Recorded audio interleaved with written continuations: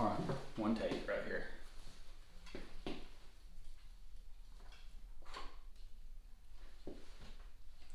Today I'm going to be running you through my process on finishing the edges on vegetable tan leather projects, which is basically going to consist of burnishing and coloring the edge.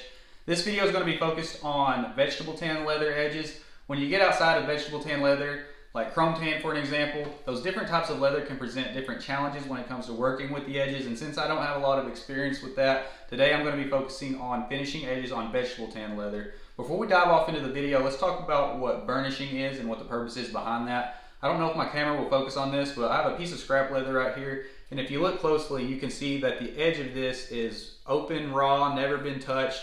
And then if you compare it to this belt, which has been finished, the edges are sleek, shiny, and essentially sealed up. So when you burnish the edges of leather, what you're basically doing are rubbing these fibers to where they get slick and, like I said, sealed up basically, which will ultimately help the leather long term. It not only adds a nice finished look to the piece that you're working on, but especially when you're working with double layered pieces of leather like this. So this is two pieces of leather that are glued and stitched together. If you were to leave that edge open and raw like that, that is susceptible to absorbing moisture like water and sweat, and not only could damage the adhesive and thread holding the pieces of leather together, it could over time damage the leather itself. So burnishing can be very important to not only the overall look of your project, but at the end of the day, could help the functionality and durability of it as well. So to take an edge from being rough and raw like this to a nice rounded, shiny, smooth, and finished look like this, preparation is key in my opinion. There are a few steps that we need to put this leather through in order to even get it ready to start slicking so we can get this nice finished look on it. So let's go over those preparation steps first. This little piece I have right here is made just like I would build a belt. So as you can see, there's an obvious split right here in the middle. This is a 9/10 ounce top piece, or what I would consider the main body of a belt, and then the liner, this secondary piece glued and stitched on to the backing, is a 3/4 ounce piece. That's how I build my belts. This is roughly anywhere from, I'd say, 11 to 14 ounces on average. Even being double layered like this, there are single pieces of leather out there that are still thicker than this. This is about as thick as I will usually go on belts. But other projects like knife sheaths, or if you get into saddle work, then the pieces of leather will obviously be heavier. And there's going to be times when you're working with leather a lot thinner than this as well, where you might just have a single layer of 2 to 3 or 3 to 4 ounce like this, which is extremely thin. The process is a little bit different. I'll show you some tips over that here in a little bit. For now, let's go over and cover this. Everyone's order of operations are different, but for me, this is how I like to do it. The first thing, instead of going right into sanding my edges, is I like to go ahead and take my edge beveler and knock the corners of this off. You want to knock the corners off when you're working with thicker pieces.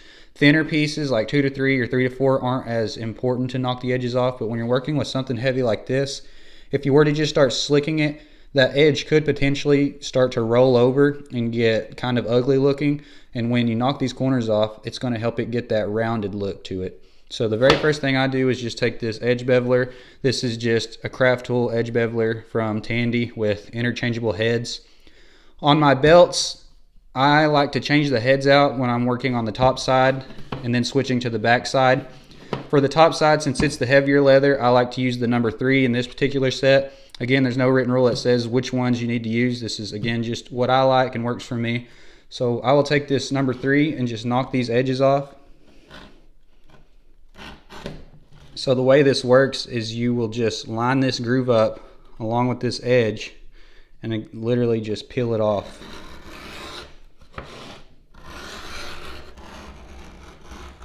Now when you take a closer look to the top side, you can see that edge is knocked off and it's rounded more than just being straight, sharp, and squared off like this back side. So now I'm going to switch out the head in this beveler and then knock off this back edge, which is going to make it look like there's a little ridge right there, and we'll take care of that here in a little bit. You don't have to switch to a different size groover when you're flipping from front to back. It's just personal preference. It's something that I started doing since this backside is a thinner piece of leather. I just am more comfortable switching this number 3 out one size to a number 2, just so it doesn't dig as deep into the leather. Like I said, it may or may not cause that big of a difference or an issue. It's just something that I like to do. So I will use a number 2 on the back side of my belts. Same process though, you just go along and peel these corners off. This particular craft tool comes with 5 different size groovers, a size 1 all the way up to a size 5. I personally never use the size 4 or 5. I don't use leather that I feel like is thick enough to warrant using those. A 3 is about as big as I'll go. So now you can see that the front and back corners or edges have been knocked off, which leaves this little ridge on the edge. Some people will go ahead and start slicking the edge as is like this, but it leaves that little ridge look, and I personally don't like that. I like to get my edges as round and smooth looking as I can. So before I start slicking now, I'm going to go ahead and start sanding this edge down. If you're gluing 2 pieces of leather together like I have here, then you also want to be very careful to keep as much glue as possible away from this edge or off of it when you're gluing. Glue can prevent some burnishing solutions from working, and if you go back and try to dye this edge later, that glue could potentially block the dye as well and leave splotchy looks on it. So for me, when I start sanding, the very first thing that I'm going to do to get the heavy portion out of the way is I like to use a dremel. Just make some quick passes over it, get any glue that could be built up knocked off, and then I'm going to go back afterwards and hand sand this down to get it to the look that I like, and then slick it from there.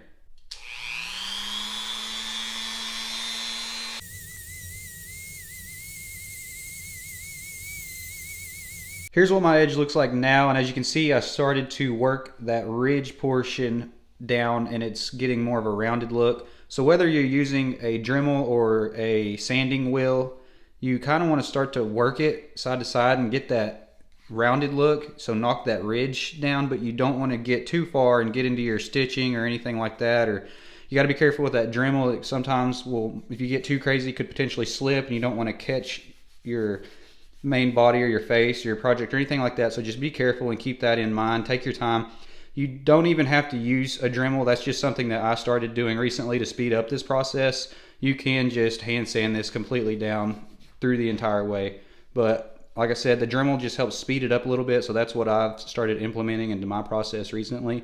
But now we're going to start hand sanding this. So let me show you that. When it comes to sanding edges, you can get as particular about the process as you'd like. I try to keep it as simple as I can.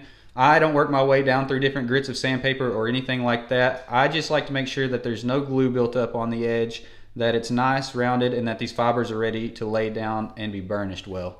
As you can see, this is the sandpaper that I'm going to be using now to hand sand these edges, and this is all I've ever used. It's meant obviously for a belt sander, but I found a package of these in my shop when I first started doing leather work, and this is all I've ever used. They work perfect for me. It's a heavier grit, P120. Like I said, this is technically meant for a belt sander, but I just hold them in my hand and work it on the edges like this. I'll show you that really quick, and then I'll show you what the edge looks like, and then after I get done with this is when we'll be ready to actually start burnishing or slicking these edges. When you're working on a belt or something flat, then you can lay it on the edge of a table like this and hold it down with your hand and then kind of work it like that.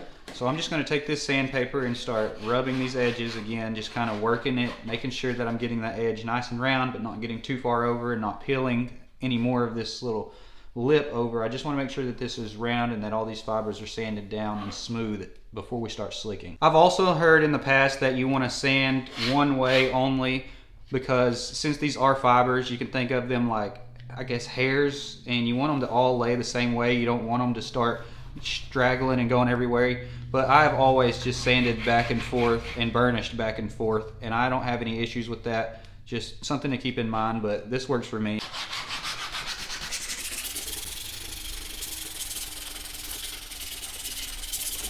So after sanding, here is what my edge looks like.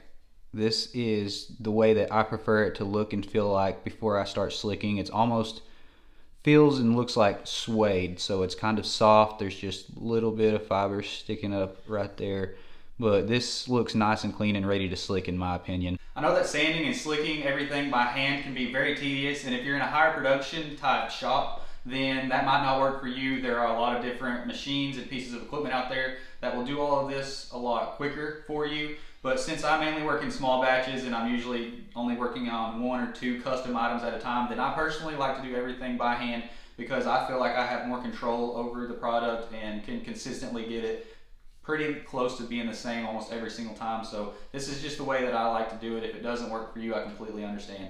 So when it comes to edge burnishing solutions, there's a lot of different products that are out there on the market and a lot of different methods that people use to finish their edges.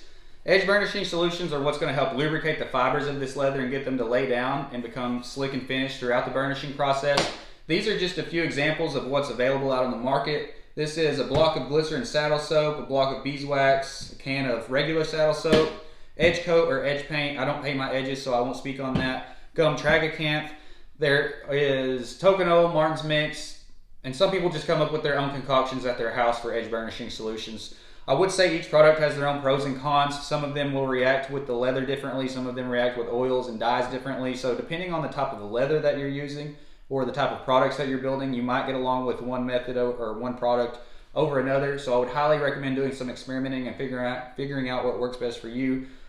Much like most of leathercraft, this all comes down to personal preference. Today I'm going to be showing you how to slick edges with Glycerin saddle soap because that's what I use every day. After some experimenting with products, this is just what I get along best with. So I'm going to show you how to use that. But again, if you get along better with something else, then go for that. So other than our Glycerin saddle soap, the only other things I'm going to be using is water. That's all I have in this cup is regular water. This Daubers Dirty and Nasty just because I've been using it for a while, but just regular water for my sink is in here. I've heard if you use distilled water, it's better. I don't know much about that. I haven't done my research, but I think sometimes water can react differently with the leather, and so some people may have issues with staining on natural colored products.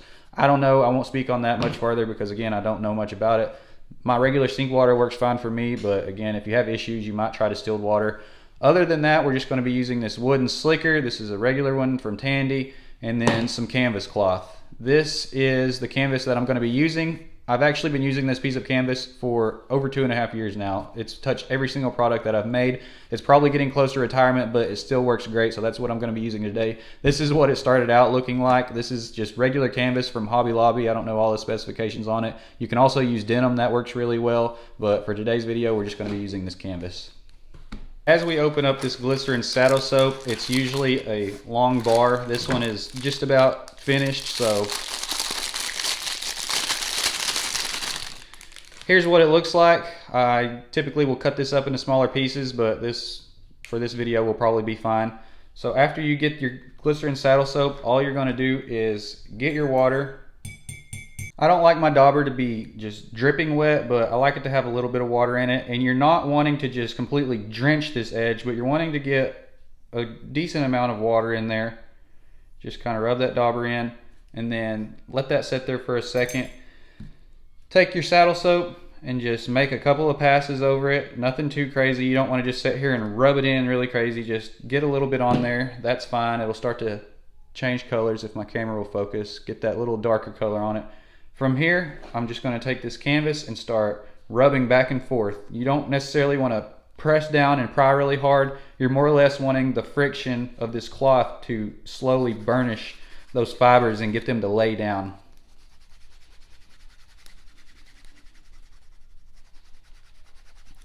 And as you can see, kind of like I was sanding earlier, I personally like to kind of work my leather back and forth and really just kind of use my hand to feel that edge.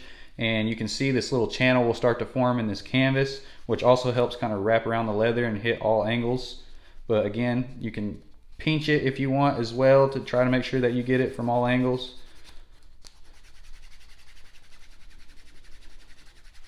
But just friction back and forth, just rubbing back and forth, that's all it is. Now as we start to take a closer look at this edge, you can see it's starting to get that dark burnished look on it compared to this raw edge down here. This is still kind of fuzzy, whereas this becomes smooth and shiny. This is just another personal preference, but before I go hit it with this wooden slicker, I like to let it sit there for a little bit and let that edge dry out for a minute, and then I'm going to go back and re-burnish it with this wooden slicker, which should help it shine and finish up even better. As I continue to finish this edge, the main reason you don't want to get this edge too wet is because if it's drenched, then you could potentially start to deform that edge and get some really bad rolls and different mess ups in this. So do not get it soaking wet. Just get a little bit of moisture in it, a little bit of soap to lubricate them fibers. Sometimes after I put my saddle soap on it, I like to go back over just a little pass of water, nothing too crazy, and that also helps.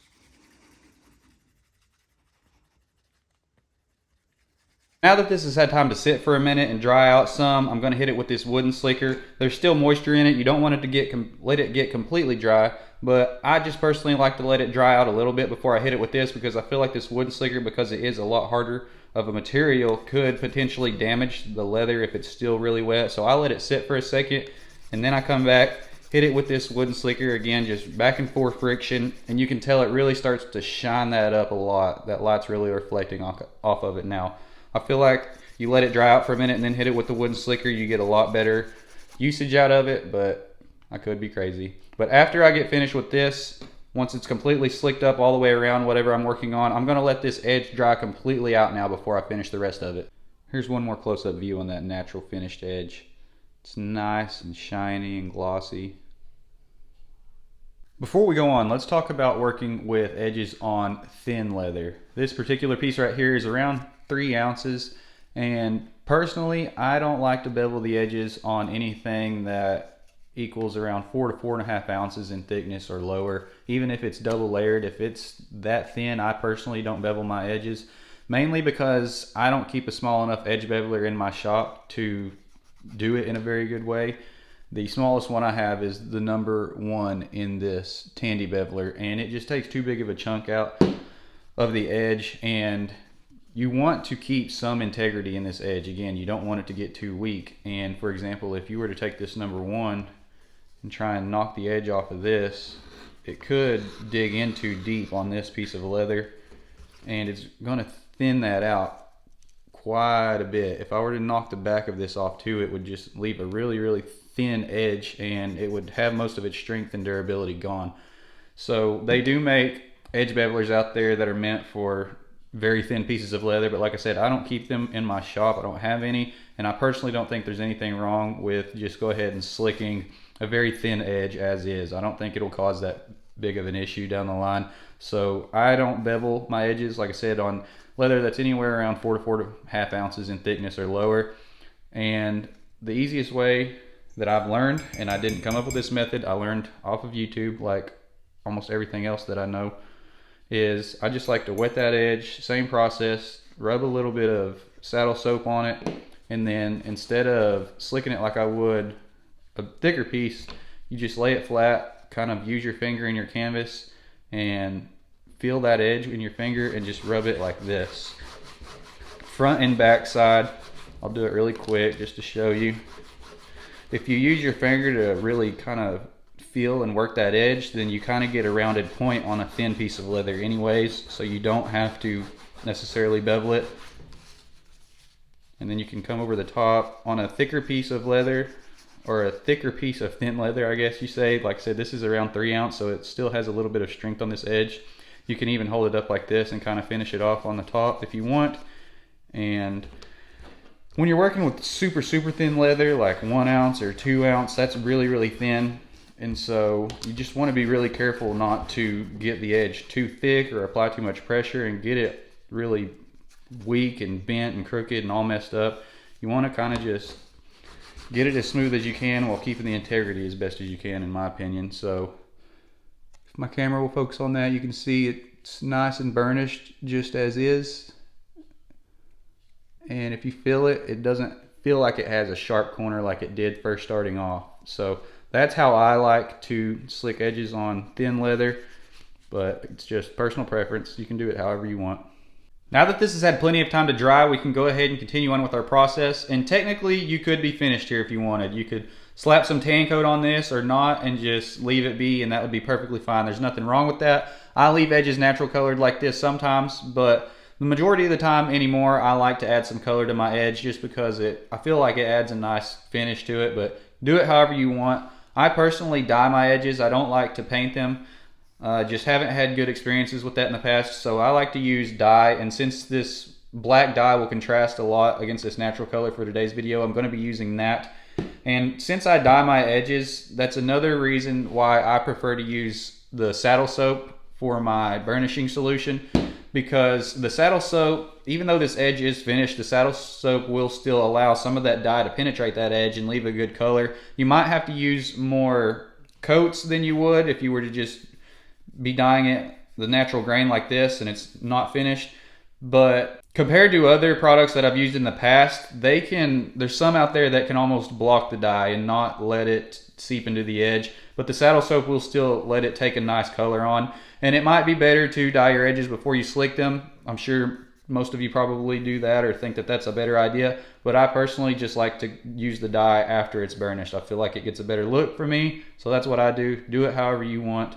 When it comes to applicators for applying the dye or paint, there's quite a few ways to go about it. These are the main two that I've used in the past. You can burn these little daubers down to where they're smaller.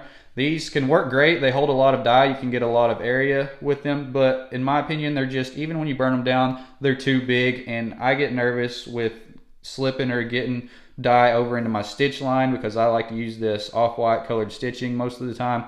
And so for that reason, I like to use Q-tips. Q-tips are extremely cheap. They're very easy to handle and use. They don't hold as much dye as a dauber, but they still hold plenty in my opinion. You got to keep a few around because once you start using one quite a bit, it can start to fall apart. But since they're a lot smaller, I feel like you don't got to be as careful about slipping and getting over into your stitches or anything like that.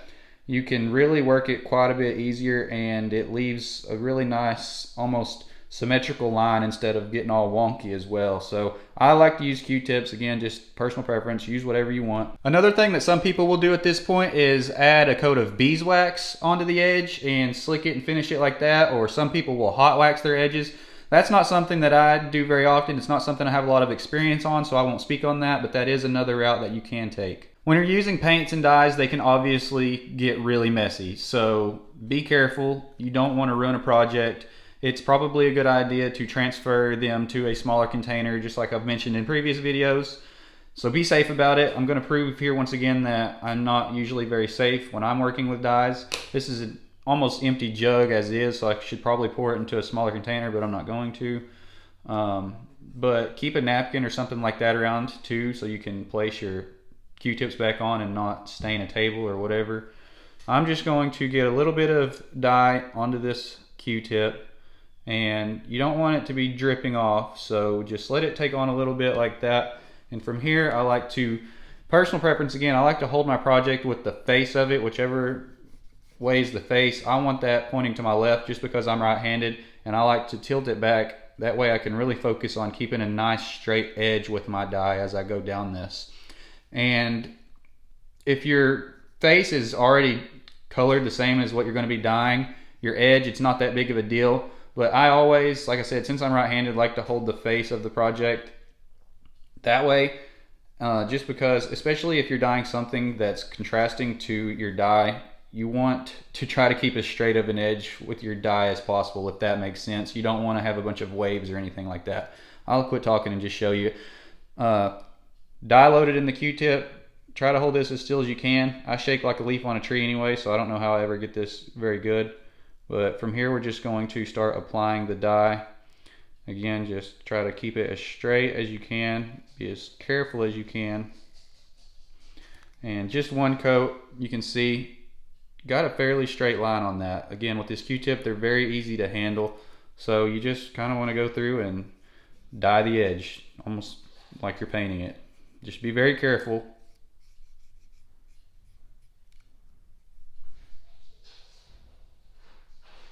Like I said earlier, when you're dyeing edges, you want to use at least 2 and sometimes 3 coats of dye on that edge to make sure that it does hold a good color. Because like you're going to see here in a little bit, when we go to actually finish this edge completely and seal it off, there's going to be a lot more pigment that gets picked up compared to when you're finishing unfinished leather, if that makes sense. The saddle soap will still allow some dye to penetrate into that edge, but it's going to set more on top of that edge than seep into it. So you want to make sure that you get good full coverage with your dye in order to maintain a nice solid color when it's all said and done. So at least 2, sometimes 3 coats of dye. Now looking up close at this edge, you can see that we got a fairly straight dye line. The dye almost rolls over onto that front edge but doesn't bump into the stitches, so it looks really nice and uniform and finished. The top of the edge is nice and finished, but since we were mainly focusing on this front side and neglected the back side on that first pass, the dye is wavy right here, and it doesn't have that nice clean uniform look to it. This is something that I'm personally picky about. I don't, even though this would technically just be the inside of the belt and never be seen, I like for my projects to be as well rounded and finished as I can get them. So I will actually flip this piece over where this is the liner of the belt and focus on this inside line as well. I want that to be dyed and clean and uniform.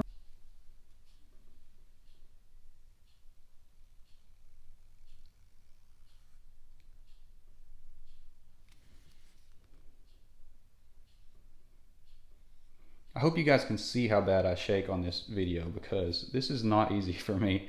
I shake all the time. I don't know why, I always have. It amazes me how I can get this looking as good as I can without just completely shaking and screwing everything up.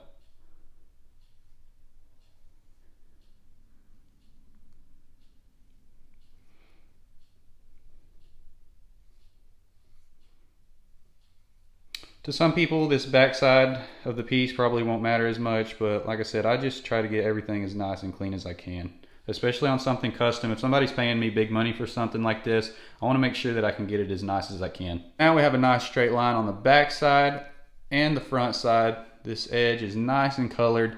We'll let that sit there for a second. I probably won't show it on video, but I'm going to go back over and make at least 1 or 2 more passes over this again to make sure I get full coverage, and then I'm going to show you how I like to finish the edge off completely. I ended up putting 3 coats of dye on this edge, and it's been drying for about an hour now. You really want to make sure that you let that dye dry completely. I would give it at least an hour of dry time, because if it's still a little bit wet when you go to do this next step, which is I like to add tan coat to this edge, if your dye is still a little bit wet, you're going to pick up a lot more pigment than you intend to. This tan coat is not only going to clean up this edge and pick up some of that pigment that could just be standing on top of it. If you look close, whatever color you're using, when your dye completely dries, it'll have a little bit of a dull look to it. That tan coat's going to shine it up and seal it up really nice. Some people say that the dye could still potentially bleed on clothing. I've personally not ever had that issue, and I even use my own products that have been through this same method and haven't noticed anything like that happening. If you don't agree with this or you don't like this method, then do whatever you want, but this is what works for me. If you've seen any of my videos in the past, then you know that I like to use these little wool pads or sheepskin pads. This is just cut off of a big height of this, and then I like to trim it down pretty low. I don't like it to be long and fuzzy, especially when I am using them on my edges. I like it to be cut down pretty low because I don't want that tan coat to get real sloppy and start going anywhere else that I don't intend it to go. So cut these down pretty low, and you could also use these daubers for this as well if you want. Just whatever applicator method works best for you, I would go with that. You don't really want a lot. I like to just take one of these corners, pour it, rub it off. As you can see, there's some left in there, but it's not just saturated. And then you're just going to rub it across this edge. Again, be careful because you will start to pick up some dye pigment on this. Don't get real sloppy with it. Try to just keep it straight on that edge, because if you start getting over on the front, again, you could transfer some of that dye off of that edge onto your stitches or onto this main body of the leather. So just be very careful, but just take it across that edge. I like to make just a couple passes, and you can even rub it back and forth like this just to make sure that you are, picking up some of that pigment and cleaning it up as best as you can.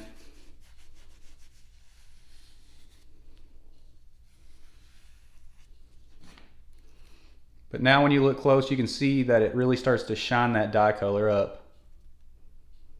All right, everybody, that's going to wrap this video up. I hope I was able to help some of you out and answer a few questions. My edges are something that I get asked about quite frequently, honestly. But once again, this is just the method that I prefer. It's what works well for me, but it might not work well for you. I know you're tired of hearing me say this probably, but it's going to come down to figuring out what works best for you. Do some experimenting with other products and methods and find out what you can consistently replicate and what you're comfortable doing, and then pursue that. If I didn't cover anything well, or you're confused or have any questions, then drop a comment or send me an email and I'll get back to you guys as soon as I can. Thank you guys for reaching out here recently. Thank you for sending me video ideas. If you have any video ideas, then always drop them in the comments or send me an email. That's where this video came from, was a few comments of people saying they wanted to hear my edge process. So always feel free to reach out to me and I'll get back with you as soon as I can. If you haven't already, go subscribe to the channel. That way you can stay notified of any time I drop a video like this. Thank you guys again. I'm about to lose my voice, so until next time, we'll see you.